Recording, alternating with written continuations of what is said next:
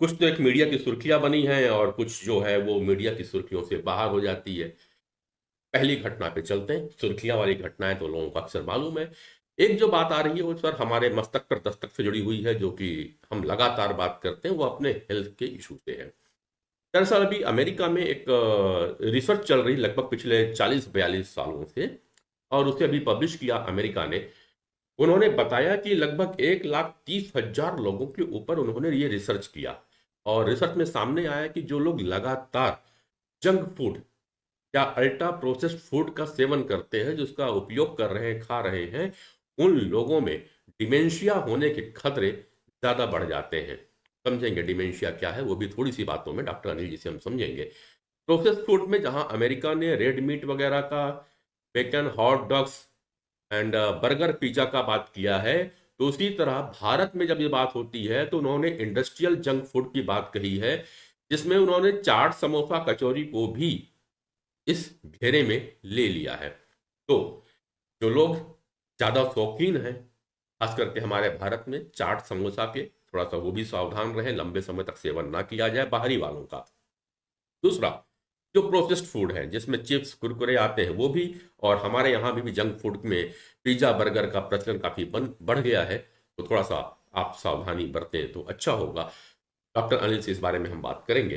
दूसरी बात जो आई है वो निश्चित रूप से हमारे लिए एक दुख का विषय रहा। कल ही हमने एक खुशी भी जाहिर की थी, किस तरह वीनस फोगट ने लड़ते हुए इस मुकाम तक पहुंची, डिप्रेशन में गई, पैर टूटा, उसके बाद भी वो फाइनल तक पहुंच रही थी, लेकिन मात्र 100 ग्राम का वजन एक अंधेरे में डाल दिया और उनके साथ साथ पूरे भारत को भी निराश कर दिया। उन्होंने लिखा अपने ट्विटर पे कि माँ कुश्ती मेरे से जीत गई, मैं हार गई, आपका सपना, मेरा हिम्मत, सब टूट गया। और उन्होंने राष्ट्रीय कुश्ती से अपने आप को अलविदा कह दी। हम ये बात नहीं, हालांकि ट्विटर पे देख रहा था डॉक्टर अनिल, बहुत सारी कमेंट्स थे जिसको कि पॉलिटिकली भी लेने की बात कही गई, बट पॉलिटिकली ना जाए ज़्यादा अच्छा है, क्योंकि कहीं ना कहीं यह खेल है, डिसिप्लिन का मामला होता है। ये सबको पता था कि 50 ग्राम में वो खेल रही हैं, उनका वजन ज़्यादा था, इसके पहले वो ज़्यादा वजन में खेला करती थी, कम हुआ, तो वजन कम नहीं कर पाए, हम इसी को लेते हैं। हालांकि कंपेंसेशन के तौर पे उन्हें सिल्वर मेडल मिलना चाहिए, ऐसी डिमांड की जा रही, जिसका हम भी यहां से समर्थन करते हैं। पहले तो विनेश फोगाट जी के लिए कहना चाहूंगा, जी। जमाना ना तेरी जीत देखता है, हम्म। ना तेरी हार देखता है। जी। जमाना ना तेरी जीत देखता है, ना तेरी हार देखता है। कैसे लड़ा तू, तेरा अंदाज देखता है।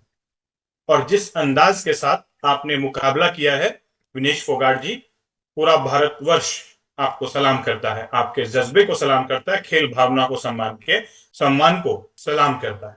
कहना यह बात है कि कुश्ती हो या कोई भी खेल हो, खेल खेल ही होता है, लेकिन खिलाड़ी का उसमें तन मन धन समर्पण सब लगा हुआ होता है।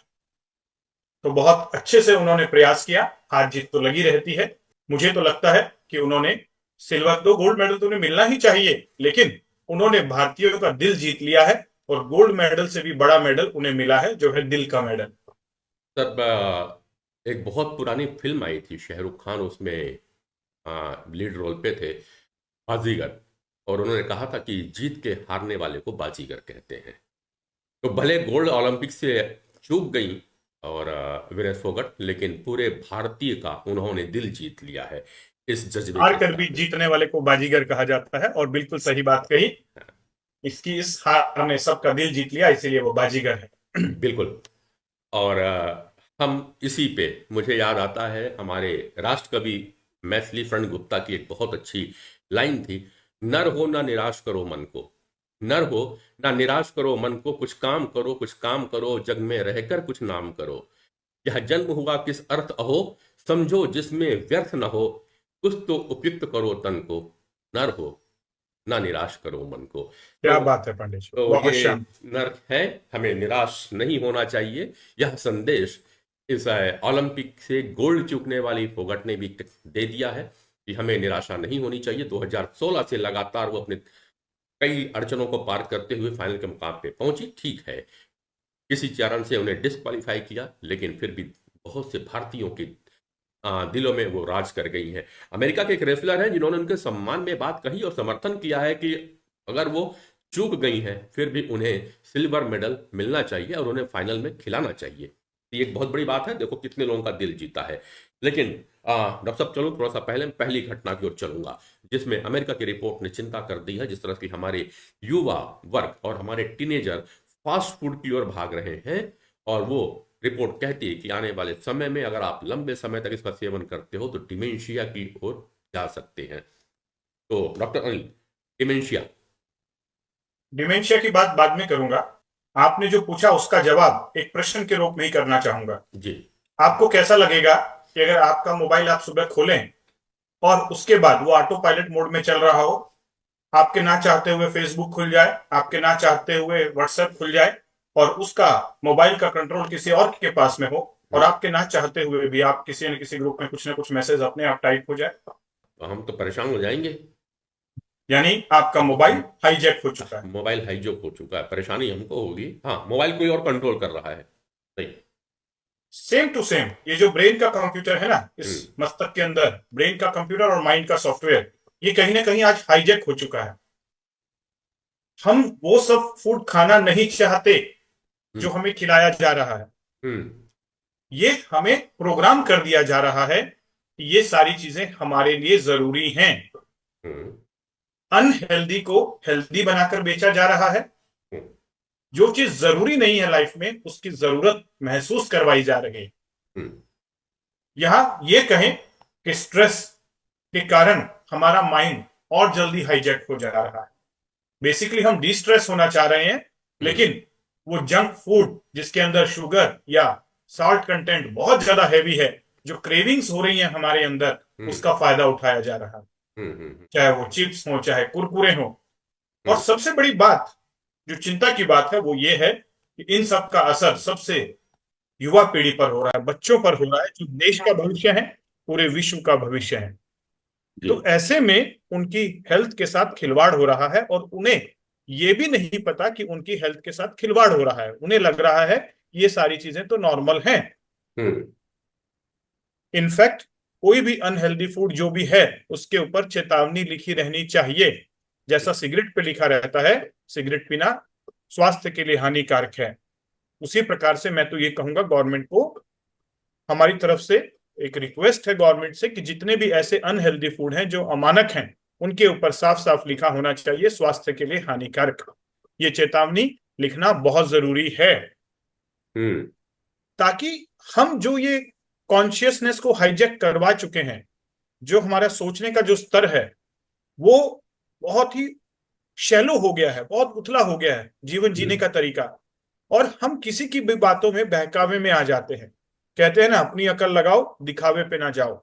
लेकिन अकल तो आज की डेट में बंद हो गई है सबकी, क्योंकि जिस तरीके से ये एडवर्टाइजमेंट दिखाई जाती है, जिस तरीके से इंफॉर्मेशन को गोलमाल करके उसे भ्रमित किया जा रहा है, भ्रम के जाल में फंसाया जा रहा है, और हम्म। फिर बाद में केवल और केवल पछतावा होता है और डॉक्टर्स के चक्कर होते हैं। पूरी डॉक्टर कम्युनिटी ये समझाते समझाते थक चुकी है कि जंक फूड ना खाएं, जंक फूड ना खाएं। कोई ऐसा डॉक्टर नहीं होगा जो ये रिकमेंड करता हो कि आप जंक फूड खाएं। बिल्कुल। लेकिन जितनी भी एडवर्टाइजमेंट है, आप देखिए जरा उनको, किस हम्म। तरीके से जंक फूड को हेल्दी फूड बनाकर बेचा जा रहा है। हम्म। तो ये समझ, एक तरफ पूरी मेडिकल साइंस इसका विरोध कर रही है और एक तरफ पूरी एडवर्टाइजमेंट साइंस इसका समर्थन कर रही है। अब ये ड्युअलिटी माइंड में आएगी ही आएगी। और ज्यादा देर हम किसके साथ बिता रहे हैं? टीवी, सोशल मीडिया और मीडिया के साथ, एडवर्टाइजमेंट के साथ। जी। तो ऐसे में मस्तक पर दस्तक देने की जरूरत है। इन चीजों के लिए भगवान नहीं आएंगे अपने को बचाने के लिए, क्योंकि भगवान ने हमें खुद सारे हथियार, हमारा मन, हमारी बुद्धि, हमारी चेतना, हमारी कॉन्शियसनेस, हमारी आत्मा हमें देके भेजी है कि हम्म। जागृत रहें। 5 इंद्रियां दी हैं, बुद्धि दिया है, मन चित्त बुद्धि, ये सब चीजें हमारे अंदर हैं। लेकिन हम कहीं ना कहीं मन के आवेश में आ जा रहे हैं। बुद्धि तो बिल्कुल एकदम शट डाउन हो गई है। और ऐसा इसीलिए कह रहा हूं, जब देखने को मिलता है ऐसे छोटे छोटे बच्चे जो आईबीएस का शिकार हैं, जिनको कैंसर हो गया है, कहीं हम्म। ना कहीं देख के मन दुखी होता है। और पेरेंट्स कहते हैं सर क्या करें, ये बच्चा मानता ही नहीं है, सारा दिन कुरकुरे, चिप्स और ये सब जो चीजें हैं जो अनहेल्दी हैं वो खाता है, सारा दिन मोबाइल पे लगा रहता है, हेल्दी लाइफस्टाइल नहीं है, और बीमारियां तो लगातार घेर रही हैं। बिल्कुल। तो चिंतन से चेतना की ओर जाने की जरूरत है, क्योंकि चिंता चिता की ओर लेके जाती है और चिंतन चेतना की ओर, और चेतना बहुत नीचे चली गई है। वापस अपने आप को हाईजैक होने से बचाना है, और अगर हाईजैक हो गए हैं तो उस चीज को वापस अपने अंदर के ब्रेन के सॉफ्टवेयर से अनइंस्टॉल कर दीजिए और लगाइए अकल, दिखावे पे ना जाए, अपनी अकल लगाएं, समझिए, मस्तक पर दस्तक दीजिए। बिल्कुल। तो जरूरत है दोस्तों अपने मस्तक पर दस्तक देने के लिए आपको कॉन्शियस रहने की। लेकिन हाँ, दिक्कत यह है कि आप कॉन्शियस पे रहना तो चाहते भी होंगे, लेकिन आपको आस पड़ोस में रहने नहीं दिया जाता है। अब तो आज के डेट में, जैसा अनिल जी बोल रहे थे, आपके चारों तरफ एक घेरा बना दिया गया है, और उस घेरे के बाहर आप देख ही नहीं पा रहे हैं। एक बाउंड्री वाल आपके अंदर में खींच दी गई है। तो हम रिक्वेस्ट करेंगे आपको कि इन पूरी बातों को समझना, और लगभग जब हमारा आज ये 19वां एपिसोड आ रहा है, और बहुत से लोग इसको सराह रहे हैं, देख रहे हैं। हाँ, देखने के बाद जब मुझे या तो फोन करते हैं या मिलते हैं कि बोले यार आपकी बातें सही हैं, हम आपसे मिलना भी चाहते हैं। अच्छा, हम उनको ये कहते हैं कि आओ यार मेरे ऑफिस में आ जाओ, मेरे सेंटर पे आ जाओ, जो कि बहुत दूर है नहीं, हार्ट ऑफ द सिटी है, पचपड़ी नाका में है, कलर्स मॉल तक लोग आते ही हैं। तो लोग अपने समय का बहाना देते हैं। 10 बजे से हम कहते हैं कि 6 बजे तक हम वहां रहते हैं, तो लोगों को 10 और 6 के बीच में आने का टाइम नहीं है। यही है आपको मस्तक पर दस्तक देने की आवश्यकता, कि समय नहीं है, क्योंकि आप कॉन्शियस में नहीं है। डॉक्टर साहब, कॉन्शियस पांडे जी, में आदमी रहा कैसे जाए? चेतना जिसकी आप बात कर रहे हैं, ये शब्द ही लोगों को समझ में नहीं आ रहा है। ये से यही भटकाव हो चुका है, जो मैंने कहा ना, घेरा बन चुका है लोगों के बीच में चारों तरफ। उनको वही दिखाया जा रहा है, वो सामने वाले देख जो दिखाना चाहते हैं, और दुनिया वही देख रही है जो सामने वाला दिखाना चाहता है। हम अपनी आंखों से किसी और के सपने और किसी और की जो फिल्म है उसे देख रहे हैं। हम तो अपना क्रिएशन भूल बिल्कुल ही चुके हैं। मायाजाल या भ्रम जाल में फंसे हुए हैं। और दिक्कत यहां है पांडे जी, कि जब कुछ अनहोनी हो जाती है, फिर ये जो माया या भ्रम है ये एकदम से टूट जाता है, और फिर पश्चाताप होता है, पछतावा होता है। हम्म। अनहोनी कई लेवल पर हो रही है। जी। सबसे बड़ी अनहोनी हो रही है बीमारियां। जी। हम तब तक अपने स्वास्थ्य को बहुत ही लाइटली लेते हैं हम्म। जब तक स्वास्थ्य गंभीर नहीं हो जाता, बिल्कुल। यानी कोई गंभीर बीमारी नहीं आती। हम्म। इनफैक्ट छोटी मोटी बीमारियों को भी लोग बहुत ही लाइटली लेते हैं। हम्म। ब्लड प्रेशर हो गया, शुगर हो गया, अरे ये तो होता ही रहा, पूरी दुनिया को हो रहा है, हमको भी हो गया तो कौन सी बड़ी बात है। ये फीड किया गया है ना, यस। कि और आपका थायराइड आप हो गया, आप 40 पीसीओडी हो साल के गया। आप 40 साल के हो जाओगे तो आपको डायबिटीज और हाइपरटेंशन तो आना ही आना है। ये तो आपको फीड कर दिया गया है। Thyroid, PCOD, gall bladder stone, hmm. Kidney stone, ये तो एकदम कॉमन हो गए हैं, कि जिसे बोलते हैं नहीं यार ये तो कोई प्रॉब्लम नहीं है, ये तो होता ही है और इसका दवाई खा लेंगे, कोई प्रॉब्लम नहीं। बिल्कुल। डायबिटीज, हाइपरटेंशन, ये मान चुके हैं कि ये आज के साथ इसके साथ जीना ही पड़ेगा। केवल हमें डर केवल और केवल बड़ी बीमारियों का लगता है, जैसे कि कैंसर हो गया, एड्स हो गया, या कोई ऐसी बीमारी जो ला इलाज है। हम्म। लेकिन लोगों को ये समझाना बहुत जरूरी है पांडे जी, कि ये बीमारियां हम खुद पैदा कर रहे हैं, एक स्ट्रेस की वजह से और एक अनहेल्दी लाइफस्टाइल की वजह से। हम्म। और ये अनहेल्दी लाइफस्टाइल और स्ट्रेस दोनों हो ठीक करना है तो अपने मस्तक पर दस्तक देना होगा, क्योंकि बिगड़ा कहीं से भी हो, ठीक यहीं से होना है। और मैं ये कोई कार्यक्रम की प्रमोशन नहीं कर रहा हूं, क्योंकि हम कोई ये मार्केटिंग पिच नहीं दे रहे हैं, और ये कोई कार्यक्रम प्रमोशन के लिए है भी नहीं। ये लोगों को जागरूक करने के लिए है, चिंतन की तरफ ले जाने के लिए है, चेतना को ऊपर उठाने के लिए है। क्योंकि एज ए डॉक्टर मैं अपना कर्तव्य समझता हूं, कि मुझे जब मैं पेशेंट्स को देखता हूं और उनको एक बड़ी डिजीज हो जाती है और फिर जब वो पछताते हैं, रिग्रेट करते हैं, मुझे लगता है कि काश इन्हें कोई पहले बता दिया होता। हम्म। वो सारी चीजें जो किसी को भी बीमार कर सकती हैं वो हमारे आसपास है। मेंटल स्ट्रेस लगातार बढ़ते जा रहा है। और कल भी मैंने एक बात कही थी कि तनाव को हम्म। कम करने का या तनाव से बाहर आने का एक छोटा सा तरीका हो सकता है कि अपने दृष्टि के कोण को थोड़ा सा बदल दे। हम्म। थोड़ा सा कोण, ये दृष्टि का जो कोण है, देखने का जो तरीका है, उसे अगर हम थोड़ा सा भी 1 डिग्री भी बदल देते हैं तो जीवन में बहुत बड़ा बदलाव आ जाता है। फॉर एग्जाम्पल, आप एक रॉकेट को अगर 1 डिग्री उसका अलाइनमेंट चेंज कर दीजिए, और देखिए जब वो अपने फाइनल डेस्टिनेशन पर पहुंचेगा तो अगर उसको लॉन्च करना था मंगल पर, तो वो शायद प्लूटो पर पहुंच जाएगा या यूरेनस पर पहुंच जाएगा। मैं क्या कहना चाह रहा हूं, मैं ये कहना चाह रहा हूं एक छोटा सा बदलाव आपके देखने के नजरिए में आपके जीवन में बहुत बड़ा बदलाव ला सकता है। लेकिन ये जो छोटा सा बदलाव है दृष्टि के कोण में, देखने के नजरिए में, ये तब आता है जब हम किसी अनहोनी का शिकार हो जाते हैं, जब एक अनवांटेड इवेंट हमारे जीवन में आ जाता है। बेटर है कि प्रिवेंशन यानी पहले ही उसकी तरफ सोचें। थोड़ा सा बदलाव चलिए लेकर आते हैं अपने देखने के नजरिए में। चलिए कमिट करते हैं कि नहीं, मैं जोश के साथ कहता हूं, पूरे होशो हवास के साथ कहता हूं कि मैं मना करता हूं इस रैट रेस का हिस्सा बनने में। मैं अपने आप को बाहर खींचता हूं इस पागलपंथी की दुनिया से। मेरा जीवन मेरी जिम्मेदारी, मेरा स्वास्थ्य मेरी जिम्मेदारी। My life my responsibility, my health my responsibility.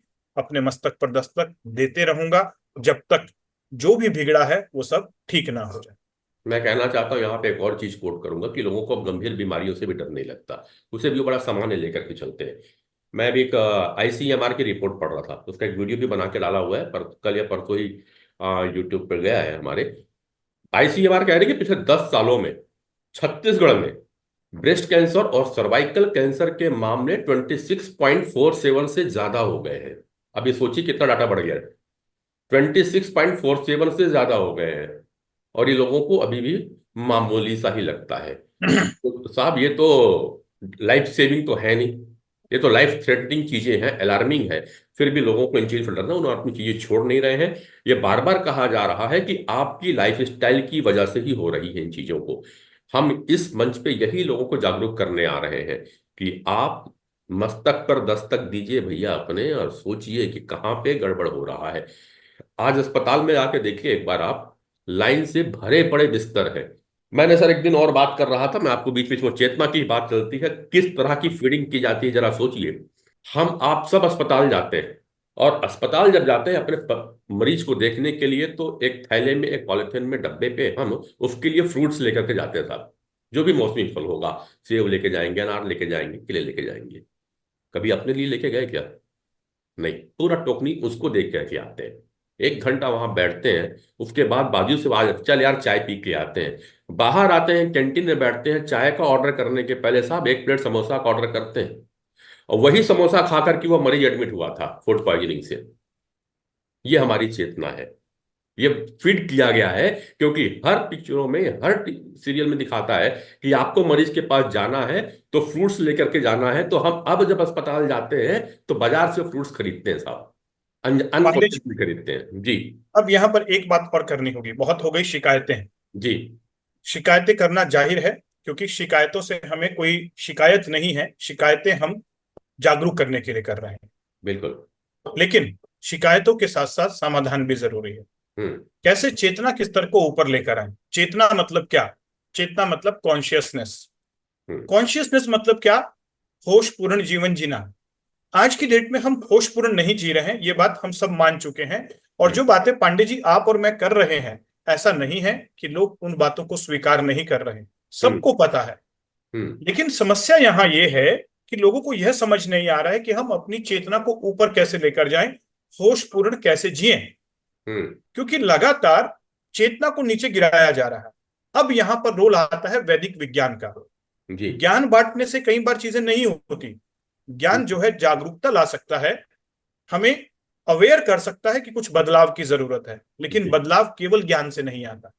हम्म। बदलाव आता है एक्शन से, प्रोसेस से। तो हम्म। मैं ये कहूंगा कि मैं अगर अपने पर्सनल लेवल पर कहूं कि चेतना कैसे जागृत हुई, जी। जब मैं वैदिक विज्ञान के साथ जुड़ा और वैदिक योगिक क्रियाओं को डेली बेसिस पे करना शुरू किया, तो ये जो चेतना थी, जिसे हम चेतना कह रहे हैं, ये हम्म। सुषुम्ना नाड़ी के अंदर बहती है नीचे से ऊपर की तरफ।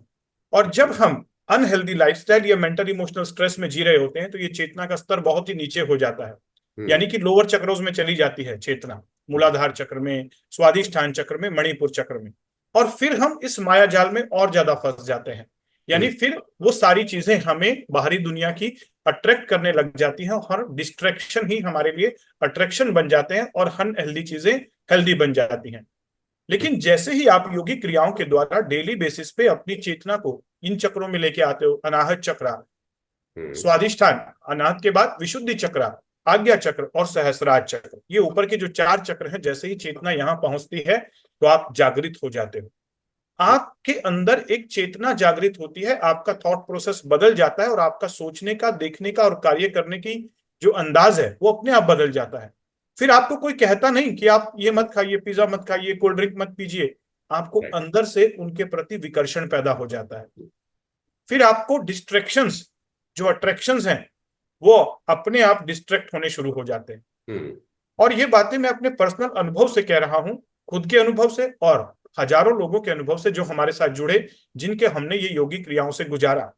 तो ये जो चक्र ध्यान की चेतना है, प्राणायाम का जो विज्ञान है, जो चेतना को जागृत करने की जो योगिक क्रियाएं हैं, उन योगिक क्रियाओं के द्वारा आप नाड़ियों को जब ओपन करते हैं और चेतना को जागृत करते हैं, तो ये चेतना, ये आपकी मदद करती है, ये आपकी लाइफ फोर्स एनर्जी है। कई बार जिसे हम मेंटल डिजीज समझ रहे होते हैं, आलस समझ रहे होते हैं, लो एनर्जी समझ रहे होते हैं और लैक ऑफ मोटिवेशन समझ रहे होते हैं, ये कुछ नहीं होता, जस्ट केवल एनर्जी का ब्लॉकेज होता है। क्यों मैं ऐसा क्यों कह रहा हूं? क्योंकि हमने हजारों ऐसे पेशेंट्स के ऊपर जो डीमोटिवेटेड थे, डिप्रेशन में थे, लेजीनेस का शिकार थे, प्रोकास्टिनेशन का शिकार थे और डिजीज, बॉडी के लेवल पर कई डिजीज आ रही थी, हमने उनके ऊपर कुछ एक्सपेरिमेंट करके देखे कि इन्हें बिना ज्ञान के, बिना किसी काउंसलिंग के सीधा योगिक क्रियाओं से गुजार देते हैं और अद्भुत, अमेजिंग 21 डेज के अंदर उनके अंदर में बदलाव आया बिना ज्ञान के। और इनफैक्ट कुछ लोगों को तो इतना ज्ञान अपने आप ढूंढ लिया उन्होंने और वो आके हमें समझाने लगे कि सर बहुत लेवल पे चेंज करने की जरूरत है और मैंने अपनी लाइफ में बहुत कुछ बिगाड़ के रखा था, अब मैं सुधार रहा हूं। ये बात उनके मुख से अपने आप जब सुनने को मिली, तब हमें समझ में आया कि जो हम बातें कर रहे हैं चेतना की, ये चेतना एक एनर्जी है जो आपके बॉडी के सुषुम्ना नाड़ी में, ईड़ा पिंगला सुषुम्ना, और सुषुम्ना के अंदर 3 नाड़ियां, वज्र नाड़ी, चित्र नाड़ी, ब्रह्म नाड़ी, ये नाड़ियां एक्चुअल में एग्जिस्ट करती हैं, जो फाइबर ऑप्टिक केबल्स हैं हमारे मेटाफिजिकल बॉडी में। वैदिक विज्ञान में इसका उल्लेख किया गया है। और जैसे ही हम नाड़ियों में ऊर्जा को ऊपर लेकर आते हैं, बहुत सारे ब्यूटीफुल योगिक क्रियाएं हैं जिसमें आप डेली बेसिस पे करके देख सकते हैं। एक सेशन से ही आपके अंदर अनुभव होता है, महसूस होता है, एक्सपीरियंस होता है।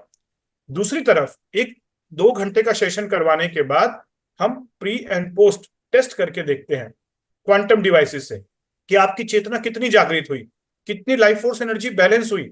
और रिजल्ट चौंकाने वाले होते हैं कि एक ही सेशन में व्यक्ति की 20%, 30% एनर्जी चेंज हो जाती है। और वो खुद देख के हैरान होता है कि एक सेशन से जब इतना फायदा हो सकता है, तो लगातार 21 दिन करने से कितना फायदा होगा। और लगातार डेली बेसिस पे अगर आप 16 मिनट अपने आप को इन योगी क्रियाओं के साथ जोड़ते हैं, तो लाइफ अपने आप एक सही डायरेक्शन में चलना शुरू हो जाती है। यही है चेतना का स्तर, चिंतन से चेतना की ओर। चिंतन चेतना को जागृत करता है, लेकिन चेतना को जागृत करने के लिए कुछ योगिक क्रियाओं की भी जरूरत है और इस वैदिक विज्ञान को मॉडर्न वे में समझाने की जरूरत है। समझाने की नहीं, लोगों को एक्सपीरियंस करवाने की जरूरत है। और यही मेरा प्रयास है क्वांटम वेदा के द्वारा, जहां हम वैदिक wisdom, modern innovation, personal transformation, personal experience. बिल्कुल। तो दोस्तों, अगर आपको इन चीज़ों को समझना है तो आप हमारे साथ जुड़े रहिए। हम लगातार लाइव हो रहे हैं, रोज हो रहे हैं, सोमवार से शुक्रवार तक। हाँ, एक्सपीरियंस करना है अगर आपको, तो आपको पॉजिटिव हेल्थ जोन का रुख करना पड़ेगा। समय 10 बजे से 5 बजे तक का है, वो आपको निकालना पड़ेगा। ये एक्सक्यूजेस अच्छे नहीं है कि 10 बजे तक हम नहीं, 10 बजे सुबह नहीं आ सकते और 5 बजे हम बाद में नहीं आ सकते। सवाल आपकी स्वास्थ्य का है, सवाल आपके कॉन्शियसनेस का है। Make yourself a priority, make yourself a priority, then prioritise your priority. सबसे पहले अपने आप को एक प्रायोरिटी बनाएं और फिर उसके पश्चात अपनी प्रायोरिटीज को प्रायोरिटाइज करें कि कौन सी प्रायोरिटी को किस क्रम में रखना है। शानदार सी बात है, एक इंसाइटफुल बात है। सोचिएगा, विचार कीजिएगा। धन्यवाद। स्वस्थ रहें, मस्त रहें, व्यस्त रहें और जहां भी रहें जबरदस्त रहें, मस्तक पर दस्तक देते रहें।